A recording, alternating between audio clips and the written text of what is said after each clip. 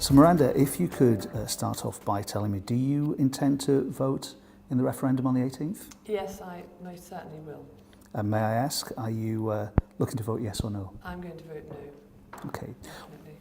What are the concerns that worry you the most about a possible yes vote? Mostly for me, I think, is I worry about how Scotland can possibly afford to run any of their businesses. You know, how the NHS would survive, how any of the infrastructure would work. I can't see how it would. I don't trust Alex Salmond. It's him and Nicola Sturgeon who stand up there and do all the talking. Who is going to be in charge of the Treasury? Who is going to be in charge of foreign affairs? You know, why isn't there anybody else talking about it? You know, there are only those two people, and I don't believe you can trust two people who, if something happened to them, who else is there? Do you think there's been enough information in the, has there been enough information disseminated in the country for people to make their minds up whether they want to vote yes or no? Well, not as far as I'm concerned. I haven't heard it. And I have been looking, because I sort of think there must be another side to this, but whenever I've spoken to anybody, they come up with suggestions that Margaret Thatcher sold off all the oil, so we hate her. And when I pointed out that was quite a long time ago, and I actually, to be honest, don't know what she did. But, you know, it's because of a hatred of her. It's because when if the vote goes through as a yes, Scotland will be one of the richest nations on earth, and everybody in Scotland will be better off. But they have no substance behind that, apart from saying it. They don't seem to be able to tell me how that's going to happen. So I just don't trust them. So how has the information on the no side of the campaign for you been stronger and more convincing? Just because it works now, why break it? You know, this country is fantastic as a whole. I'm hugely proud to be Scottish, but I'm also exceptionally proud to be British. The British United Kingdom in the world is a real force to be reckoned with. It's part of the G8, you know, when decisions are made globally, we're in on it. And if Scotland go independent, we're just going to have no say about anything. Who do you? Well, I think I know the answer to this, but coming from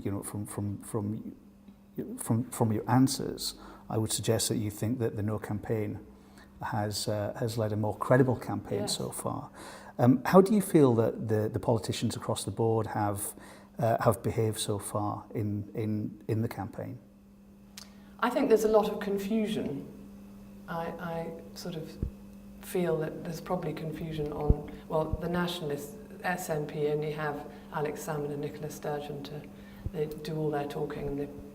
But I think there's a bit of confusion about the No Thanks campaign. You know, there's a number of other people also running campaigns, and I don't know about the whys and wherefores of how these things work.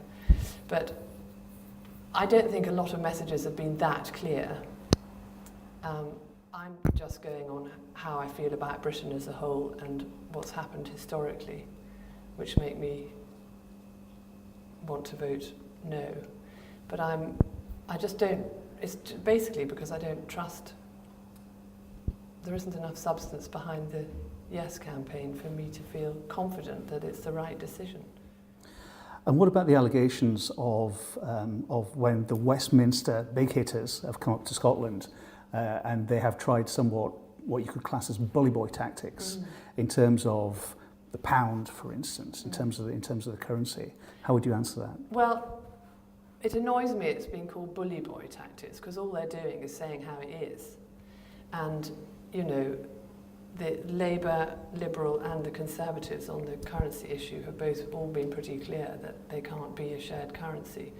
Well, I don't see how that's bullying. That's just saying, well, you're going to be a separate country. You want your own thing, so away you go and do it yourself. You know, I just don't see, they're not being bullying, they're just saying how it is. And should a yes vote come to fruition on the 18th, how confident are you in Alex Salmond as a possible leader of this country?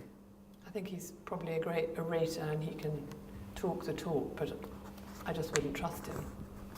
I think he's had this referendum in his eyes since, probably since he was a child. I don't know, it's been a long, long thing for him.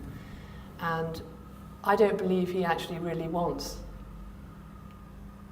I really, really don't believe that he actually wants this country to separate, because he's going to lose so much funding from it. And he's a very intelligent man, and I'm quite sure. I just don't believe that he really wants it. And if a yes vote does come to fruition, once again, what are you worried about the most? Is it your job? Is it the economy? Is it defence? Is it NHS? Is there anything that's particularly at the top of your list?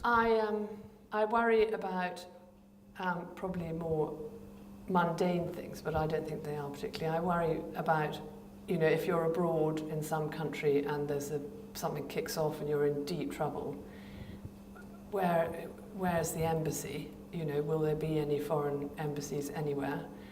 How will they be funded if there are any? Will there be a consulate? Wherever we go in the world, we are completely safe, knowing that virtually in every country we go to, there is a consulate or somebody that we could go to. Is it your job? Is it the economy? Is it defence? Is it NHS? Oh yeah, the defence thing. How will that go? How are we going to?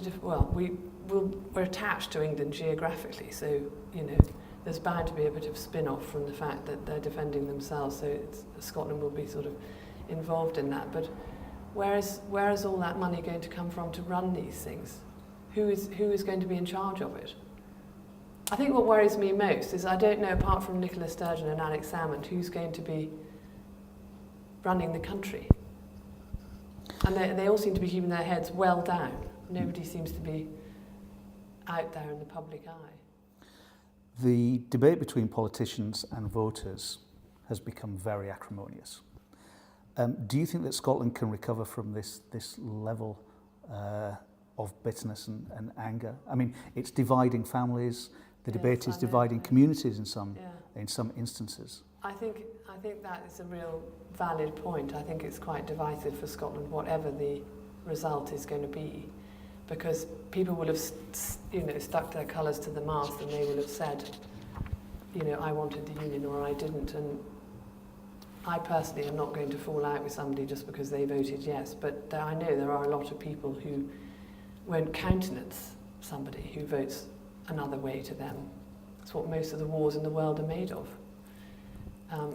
Personally, I wouldn't be, but I'm very well aware that there are going to be a lot of people who are pretty disenchanted if they don't get their way. And you're very clearly in the no camp, which is terrific. Once again, if there is a yes vote and the yes vote is successful on the 18th, what does that mean for you and your family? What are your next steps? For us as a family, I was born in Aberdeen and brought up here.